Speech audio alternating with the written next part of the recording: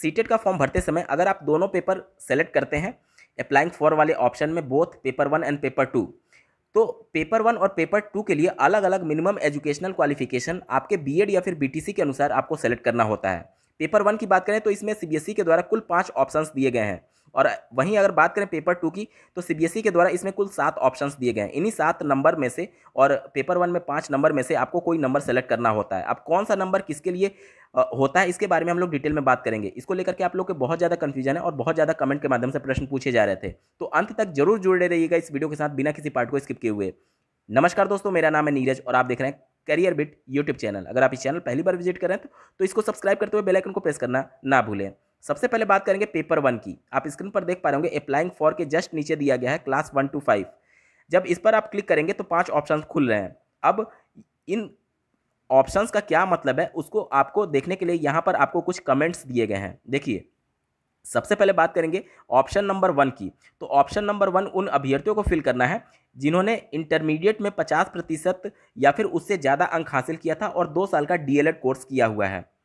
Option number 2 उन अभ्यर्थियों को फिल करना है जिन्होंने इंटरमीडिएट में 45% से लेकर के 50% के बीच में अंक हासिल किया था और 2 साल का डीएलएड कोर्स किया है, तो वो ऑप्शन नंबर 2 भरेंगे, क्योंकि 50 से ऊपर जैसे जाएंगे आप इंटरमीडिएट में तो आप ऑप्शन नंबर 1 के अंतर्गत आने लगेंगे। तो जिनका इंटरमीडिएट में 45 से 50% के बीच में अंक है तो वो ऑप्शन नंबर 2 भरेंगे, और जिनका इंटरमीडिएट में 50% या फिर उससे ज़्यादा अंक है और 2 साल का डीएलएड कोर्स किया है तो वो सभी ऑप्शन नंबर 1 भरेंगे।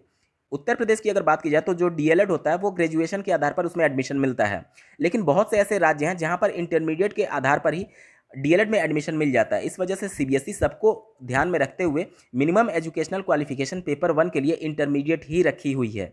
तो इसी वजह से यहाँ पर जो क्राइटेरिया दिया गया है वो इंटरमीडिएट के आधार पर दिया गया है।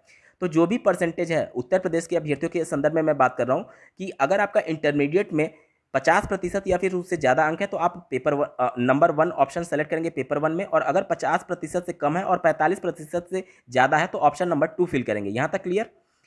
अब बात करेंगे ऑप्शन नंबर 3 की। तो ये उन अभ्यर्थियों को फिल करना है जिनका इंटरमीडिएट में 50% से ज़्यादा अंक है और 4 साल का बीएलएड कोर्स उन्होंने किया हुआ है। ध्यान से सुनिएगा, 4 साल का बीएलएड कोर्स यानी बैचलर ऑफ एलिमेंट्री एजुकेशन जिन्होंने किया है और इंटरमीडिएट में 50% से ज़्यादा अंक है वो ऑप्शन नंबर 3 भरेंगे। ऑप्शन नंबर 4 उन अभ्यर्थियों को भरना है जिनका इंटरमीडिएट में 50% या फिर इससे ज़्यादा अंक है और 2 साल का डीएलएड कोर्स किया है लेकिन स्पेशल एजुकेशन में। ध्यान दीजिएगा, पहला और चौथा ऑप्शन आपको सेम दिखेगा लेकिन ब्रैकेट में लिखा हुआ है स्पेशल एजुकेशन। स्पेशल एजुकेशन का मतलब ये होता है कि जो निःशक्त बालकों को पढ़ाने के लिए प्रशिक्षण लिया जाता है, जैसे कि शारीरिक मानसिक रूप से जो अक्षम बालक होते हैं उनको पढ़ाने के लिए अलग से बीएड और डीएलएड कोर्स होते हैं, तो उनको स्पेशल एजुकेशन में बीएड और डीएलएड कहा जाता है। तो जिन्होंने स्पेशल एजुकेशन में डीएलएड कोर्स किया है 2 साल का और इंटरमीडिएट में 50% या फिर उससे ज़्यादा अंक हासिल किया है वो ऑप्शन नंबर 4 फिल करेंगे।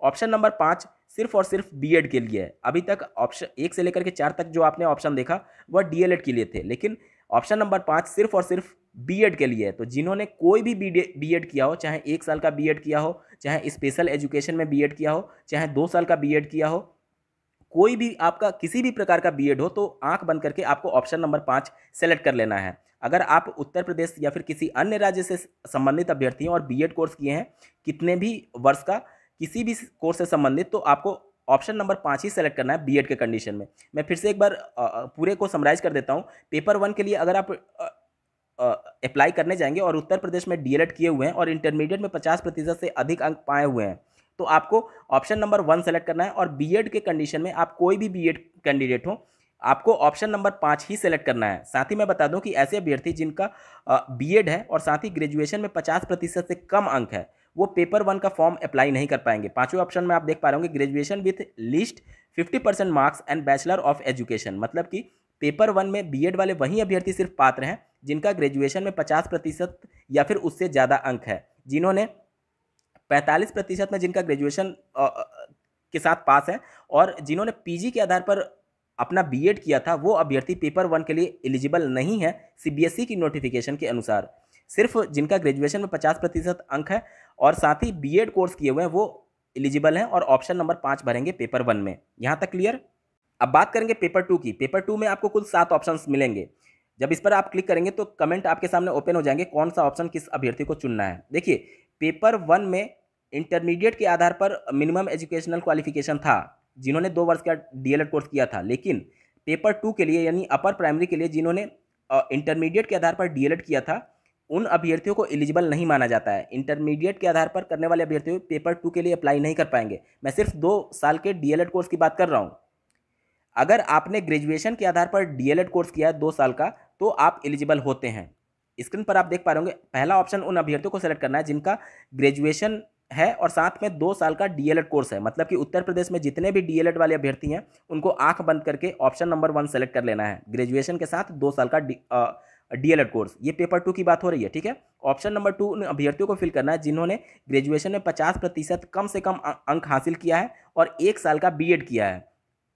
अब जो डीएलएड वाले ऑप्शन थे वो सिर्फ एक ऑप्शन में दिया गया पेपर 2 में, तो हर प्रकार के जो डीएलएड होंगे ग्रेजुएशन के बाद वाले, वो ऑप्शन नंबर 1 सेलेक्ट करेंगे। ऑप्शन नंबर 2 बीएड के लिए, और वो भी 1 साल का बीएड और ग्रेजुएशन में 50% या फिर उससे ज़्यादा अंक हासिल होने चाहिए, तो वो ऑप्शन नंबर 2 फिल करेंगे। ऑप्शन नंबर 3 उन अभ्यर्थियों को फिल करना है जिनका ग्रेजुएशन में 45% या फिर उससे ज़्यादा अंक है और 1 साल का बीएड कोर्स उन्होंने किया हुआ है, तो वो ऑप्शन नंबर 3 भरेंगे। ऑप्शन नंबर 4 उन अभ्यर्थियों को फिल करना है जिन्होंने इंटरमीडिएट 50% अंकों के साथ किया है लेकिन 4 साल का बीएलएड कोर्स किया है। ध्यान दीजिएगा, 4 साल का बीएलएड कोर्स जिन्होंने किया है और इंटरमीडिएट में 50% या फिर उससे ज़्यादा अंक है, तो वो ऑप्शन नंबर 4 बनेंगे पेपर 2 के लिए।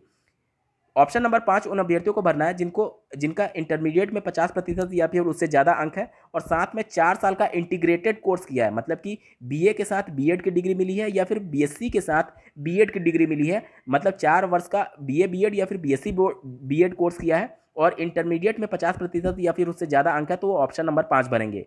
ऑप्शन नंबर 6 उन अभ्यर्थियों को भरना है जिनका ग्रेजुएशन में 50% अंकों के साथ 1 साल का बीएड किया है और वो भी स्पेशल एजुकेशन में, तो 1 साल के स्पेशल एजुकेशन वाले बीएड ग्रेजुएशन में 50% से ज़्यादा अंक जिनका है, वो ऑप्शन नंबर 6 भरेंगे।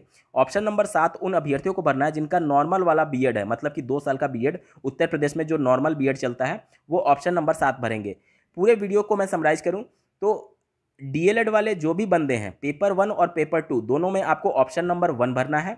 बीएड वाले जो भी बंदे हैं, नॉर्मल बीएड की मैं बात कर रहा हूँ, वो पेपर 1 और पेपर 2 दोनों में आपको आखिरी ऑप्शन भरना है। बीएड के कंडीशन में पेपर 1 में 5वां ऑप्शन और बीएड के कंडीशन में पेपर 2 में 7वां ऑप्शन भरना है। और डीएलएड अगर आप हैं नॉर्मल वाला डीएलएड, तो उस कंडीशन में आपको हर हाल में दोनों पेपर के लिए ऑप्शन नंबर 1 ही सेलेक्ट करना है। उम्मीद करता हूँ आप सभी का डाउट क्लियर हुए होंगे। ऐसे ही महत्वपूर्ण अपडेट के लिए इस चैनल को सब्सक्राइब करना ना भूलें। इस वीडियो को देखने के लिए आपका बहुत बहुत धन्यवाद। भगवान करे आपका दिन शुभ हो।